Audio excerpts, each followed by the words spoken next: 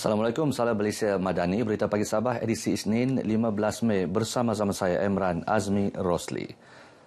Menjelang tahun melawat Malaysia 2025, Kementerian Pelancongan, Kebudayaan dan Alam Sekitar memfokuskan dua pelan utama iaitu program mengindahkan Bandaraya Kota Kinabalu dan menaik taraf serta menyelenggara produk pelancongan. Menterinya Datuk Christina Liew berkata langkah berkenaan amat signifikan memandangkan sektor pelancongan merupakan satu pelaburan jangka panjang untuk memacu ekonomi negeri. Beautification of the whole and also the new products such as I requested for a night safari in the Lokawi Zoo and then the upgrade of the building more chalets in the hot spring and then also of course in all the pulau-pulau they are very famous already, very popular like Pulau Manukan, all this to put in at least a few 20, 30 or even 50 chalets, new chalets to accommodate the influx incoming tourists. Beliau berkata demikian selepas merasmikan pertandingan akhir Unduk Ngadau Keamatan Bandaraya Kota Kinabalu di Kota Kinabalu yang dimenangi Donna Dedri anak Philip. Kerajaan terus komited meningkatkan taraf hidup rakyat dengan memacu pembangunan di seluruh negeri melalui pelaksanaan pelbagai dasar dan agenda. Bagaimanapun usaha itu perlu disokong dengan kerjasama rakyat memanfaatkan potensi ekonomi di kawasan masing-masing selain mempromosi keunikan dan kepelbagaian budaya masyarakat setempat. Menurut Menteri Pembangunan Masyarakat dan Kesejahteraan Rakyat, Datuk James Ratib, usaha tersebut juga secara tidak langsung menyumbang kepada penyediaan pelbagai peluang sosioekonomi untuk rakyat seperti pelancongan inap desa dan perusahaan IKS. Sementara itu, sempena sambutan Pesta Keamatan yang diraih setiap Mei, Datuk James menyifatkan ia bukan sahaja medan mengukuhkan semangat perpaduan dan memartabatkan budaya, malah menjana kepesatan industri pelancongan menerusi keunikan budaya. Sambutan perayaan Pesta Keamatan di Kuala Penyu memang amat meriah sekali lah. Sebab di sini kita nampak budaya tu, keunikan budaya itu yang mana di Kuala Penyu ini amat unik. Yang mana walaupun mereka ini bermacam-macam etnik seperti Tatana, Dusun Tatana, ada juga Cina, tapi ada juga Brunei. Brunei dan juga Bisaya juga ada keunikan di sini.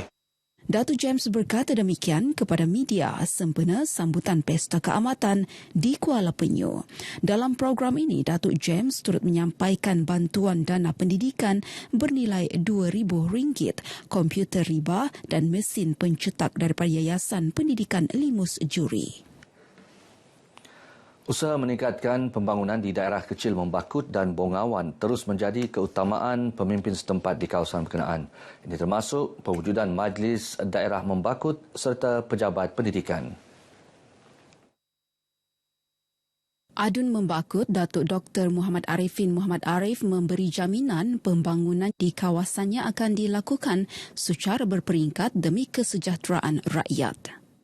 Ini mungkin ada berperingkat-peringkat lah, termasuklah pejabat pendidikan daerah. InsyaAllah bulan hadapan dalam beberapa minggu lagi saya akan berjumpa sendiri dengan Menteri Pendidikan untuk memohon agar diwujudkan pejabat pendidikan daerah Membakut, yang mana insyaAllah kita akan cari jalan supaya dia dekat dengan Bengawan. Kita tidak mau semuanya di Membakut, tapi mesti ada juga di Bengawan. Demikian juga dengan pembangunan yang lain. Datuk Arifin berkata demikian kepada media selepas merasmikan sambutan Pesta Keamatan Daerah Membakut 2023 di Dewan Terbuka Membakut. Dalam pada itu, Datuk Arifin mahu penduduk mengusahakan semula kawasan tanah padi terbiar sebagai sumber pendapatan mereka. Dalam perkembangan sama bagi membangunkan potensi ekonomi daerah ini, Datuk Arifin bercadang mengadakan Festival Adat Membakut seperti pertandingan tarian paina, pertandingan gong dan masakan tradisi. Ia antara usaha memperkasa warisan budaya di kawasan berkenaan. Yayasan Pendidikan Limus Juri YPLJ terus memperkasa taraf pendidikan di daerah Kuala Penyu khususnya kepada golongan B40. Ia melalui pemberian dana pendidikan bernilai RM2,000, komputer riba dan mesin pencetak kepada lebih 300 penuntut institusi pengajian tinggi awam dan swasta yang terpilih di daerah itu. Inisiatif disediakan pembantu Menteri Kerja Raya yang juga ahli Dewan Undangan Negeri Adun Kuala Penyu, Datuk Limus Juri ini merupakan sebahagian daripada tanggungjawabnya sebagai pemimpin di kawasan itu.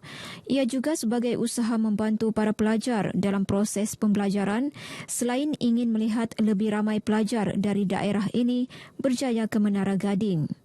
Belajar terus untuk masa hadapan dan negara dan negeri kita di Sabah. Dan harapan saya supaya pelajar-pelajar ini terus belajar dan cermalang sampai habis belajar ke Menara Gading. Datuk Limus ditemui pemberita selepas gimik penyampaian bantuan berkenaan di Dewan Datuk Shah Bandar Makang Kuala Penyu sempena sambutan Pesta Keamatan Peringkat Daerah Kuala Penyu 2023.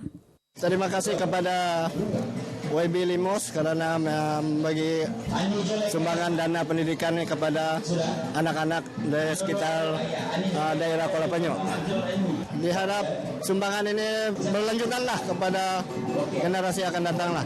Membantu kami khususnya untuk pelajar tingkatan 6 sebab sekarang kami diberikan kerja khusus bagi semester kedua.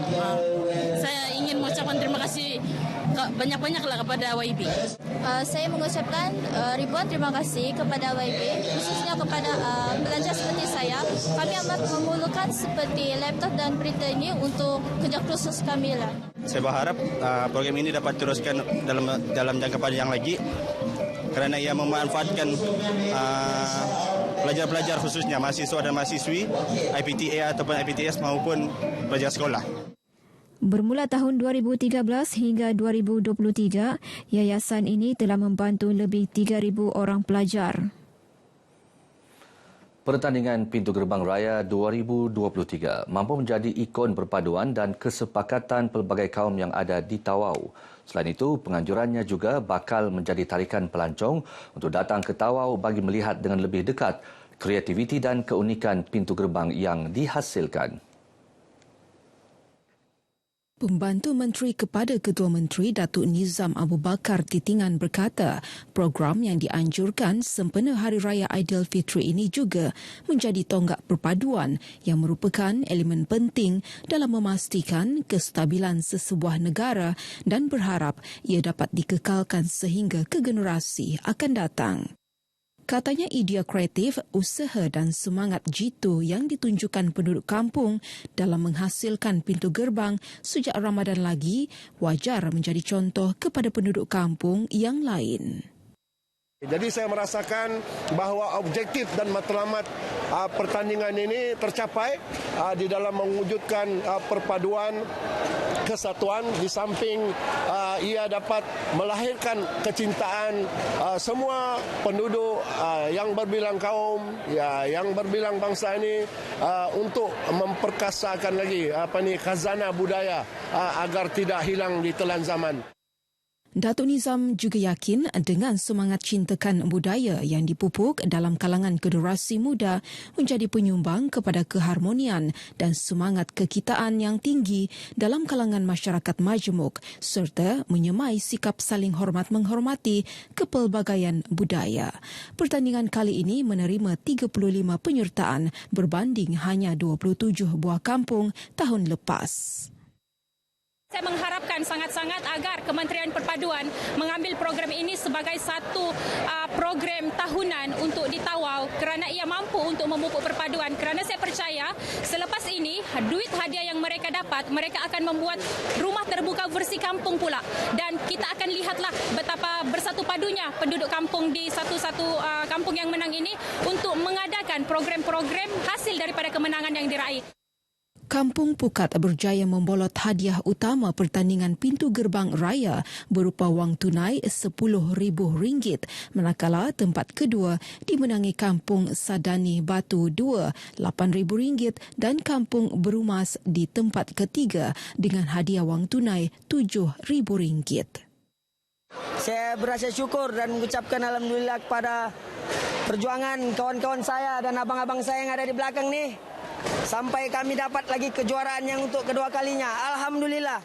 Syukur Alhamdulillah kami Kampung Sadani pada tahun ini mendapat tempat kedua ataupun naib juara, yang mana kita telah meningkatkan kejuaraan kita, ataupun tahun lalu kita dapat nombor 3, hari ini kita naik satu tangga ke tangga kedua. Saudara, benarlah ungkapan menyatakan tangan yang menghayun buayan mampu menggoncang dunia. Sesungguhnya ia menggambarkan betapa hebatnya pengorbanan seorang ibu. Sebelum berpisah, saksikan ucapan khas sempena Hari Ibu. Saya Nur Hasna binti Muhammad Ali mengucapkan selamat Hari Ibu kepada seluruh ibu-ibu di dunia. Semoga segala jasa dan bakti daripada anda dihargai di seluruh dunia. Selamat Hari Ibu sedunia.